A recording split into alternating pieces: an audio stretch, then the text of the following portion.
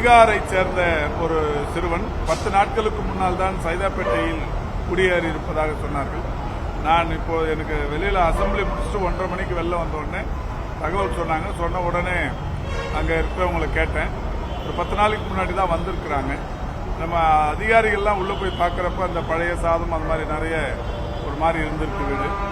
அந்த தண்ணியும் இந்த அந்த ஏரியாவில் வந்து ஒரு வாரமாக மெட்ரோ நிர்வாகம் வாட்டர் பொல்யூஷன் இருக்குன்னு செக் பண்ணி நிற்கிறாங்க. நிறைய பள்ளம் போட்டு ஒரு வாரமாகவே அந்த வேலை நடக்குது.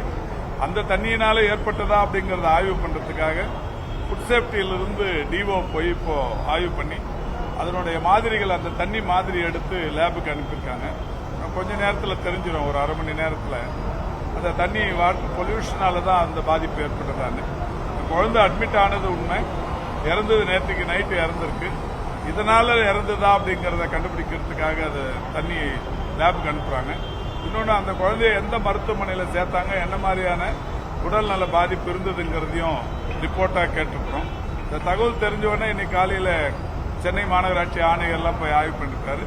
நானும் 6 மணிக்கு மாநகராட்சியின் துணை ஆணையர், மெட்ரோ எம்டி எல்லாரையும் கூப்பிட்டு போய் அந்த இடத்துக்கு ஆய்வு பண்ண போறேன். நீண்ட காலமா அந்த பகுதியில் இந்த கழிவு இல்ல அது மாதிரி நீண்ட காலமாலாம் எங்கேயுமே இருக்காதுங்க. ஒரு 4-5 நாள் அது மாதிரி உடனடியாக இப்போ ஒரு வாரமா தான் இல்ல சேர்மன் செக் பண்றாரு. இப்போ ஒரு வாரமா அங்க வேலை நடந்துட்டு இருக்கு.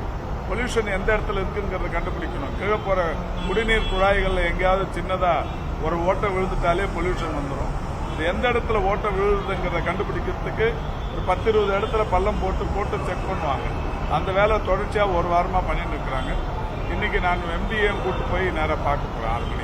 அதே மாதிரி அவங்க தங்கச்சியை வந்து நீங்க எழும்பூர் நல மருத்துவமனைக்கு கூட்டு போகும்போது அங்க உள்ள ஒருத்தர் வந்து மருத்துவமனைக்கு சேர்ந்த ஒருத்தர் வந்து 2000 ரூபாய் லஞ்சம் கேட்டதாகவும், இங்க எழும்பூர் நல குழந்தைகள் நல மருத்துவமனைக்கு சிகிச்சைக்காக கொண்டு அவங்களுக்கும் வாந்தி மயக்கம் வந்து சிகிச்சைக்காக கொண்டு வரும்போது 2000 ரூபாய் லஞ்சம் கேட்டதாகவும், அவங்க லஞ்சம் கொடுக்க அரசு மருத்துவமனையில் இலவசங்கிறப்ப எதுக்கு லஞ்சம் கேட்கணும்னு கேட்டதுக்கு வெளிநாட்டவர்கள் வெளி மாநிலத்தவர்களுக்கு வந்து இங்க காசு கட்டி தான் பார்க்கணுங்கிற மாதிரி ஒரு அந்த மாதிரி எதுவும் இல்லைங்க. தெரிவிச்சிருக்காங்க, பேட்டியாக கொடுத்துருக்காங்க. இல்ல அது மாதிரி எதுவும் இல்லை. அது மாதிரி சொன்னாங்கன்னா இப்போ உடனடியாக நடவடிக்கை எடுப்போம். அது இப்போ நம்ம ஆணைய துறை செயலாளர் கூட இருக்காரு.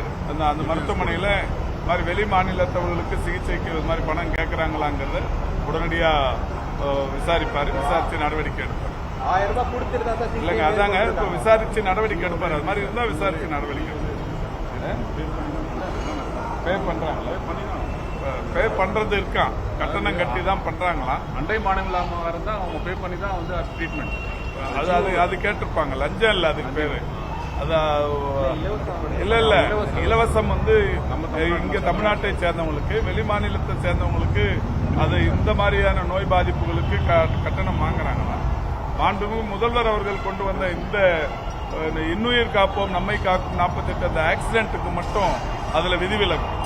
வேற மாநிலங்களா இருந்தாலும் வேற நாட்டை சேர்ந்தவர்களா இருந்தாலும் ஆக்சிடென்ட் நடந்த உடனே அவங்களோட உயிரை காப்பதற்கு இது இலவசம். இந்த மாதிரி நோய்களுக்கு ஒரு மினிமம் கட்டணம் வாங்குறாங்க. அந்த கட்டணம் கேட்டோம்.